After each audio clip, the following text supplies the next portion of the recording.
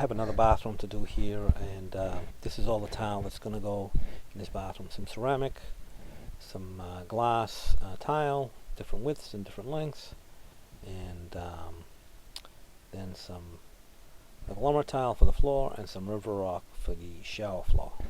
So this is the bathroom that's going to get ripped out and redone. It's an old, outdated bathroom which desperately needs an update. So this is it. This is all going, and it's going to be modernized. I'll be just doing the tile work. I won't be doing any of the rip out. I'm just going to install the tile, but this is the bathroom that is going to be replaced. So the GC came in, ripped everything out, plastered the walls as needed, put in the durock in the shower, and everywhere else where it's needed. The plumber put in the copper pan, and here in New England we still use copper pans, and it's ready for me to get started here. So what I am going to do first is I am going to prep this walls, cut in the niche, and then waterproof. And that's basically what I'm going to be doing to start. So I also put the mud in because I want to waterproof that as well. So I waterproofed everything. All the corners and seams, and I'm also going to do the mud after it's cured a little bit and give that a coat of waterproofing as well. So I'm starting in the back wall of the bathroom here where the window is, and this glass tile, when you install this glass tile, you need to use a high polymer content thin set. If you use a regular thin set, you don't get a very good adhesion of the thin set to the glass. So you need to use the recommended thin set, which is a high polymer content thin set. And the back wall over there is done, and I'm moving into the shower here. Now this niche is going to be framed in with just a marble, a white marble, and they were just 12-inch tiles that I cut to size, polished the edges, and fitting into this niche, and then I'm going to cut the tile right up to the edge of the marble. And so that's basically how this niche is done. Now glass is very time consuming because it has to be there's a lot of little pieces that you got to cut, and when you cutting up against the something that you're going to see, you have to be very clean and neat, and get a clean cut. I'm going to continue putting this tile at the bottom here, and you have waterproofed the curb, and you want to make sure you got some good waterproofing, because there's a lot of water in the shower. So I also waterproof the mud there to try and minimize the amount of water that will get into the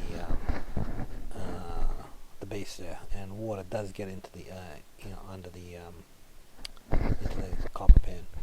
So here on these edges here, as I was saying before, you have to leave a nice clean edge. When you cut tile, it's got a sharp edge.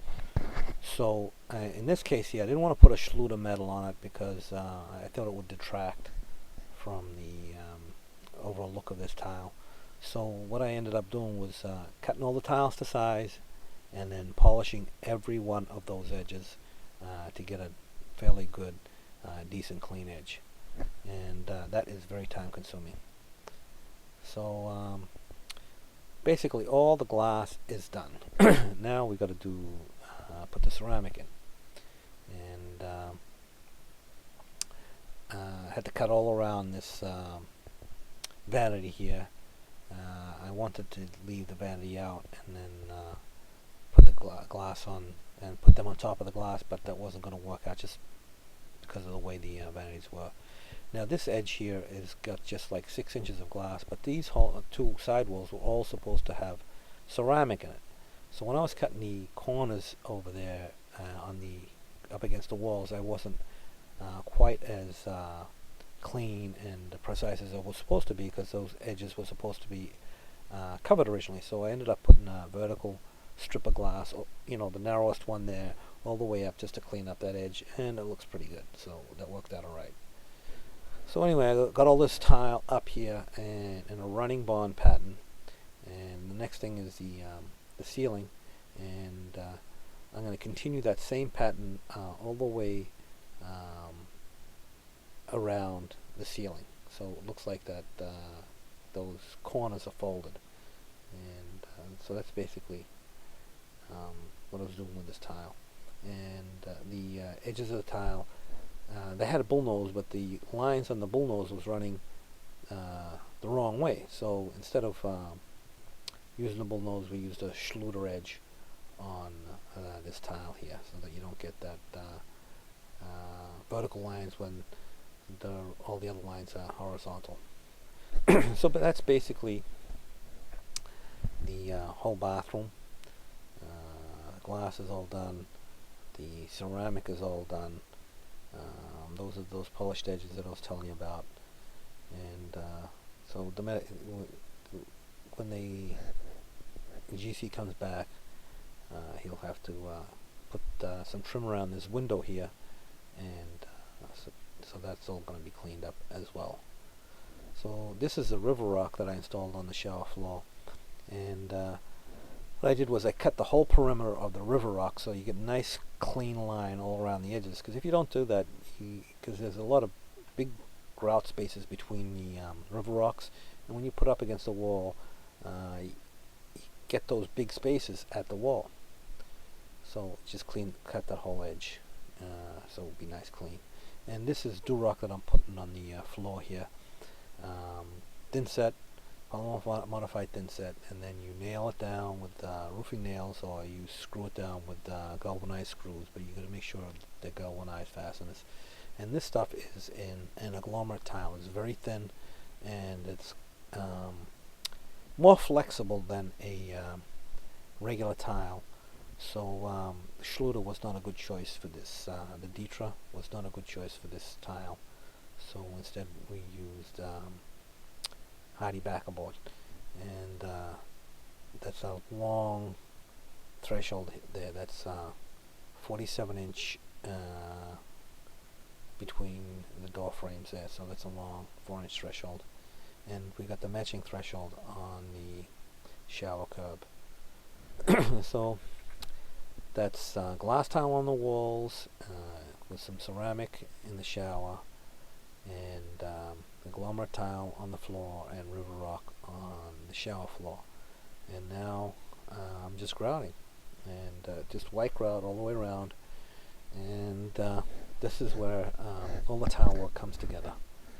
So with this stuff here, you have to make sure that you pay attention to details, because if you don't, it doesn't come out right. So just got to make sure you take your time and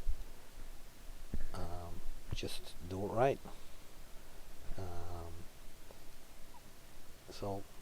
And this front, the jacuzzi there, that was all supposed to be glass tile, and they changed their mind on that too, and just put the strip and then the ceramic. So that's it. The whole shower, whole bathroom is done.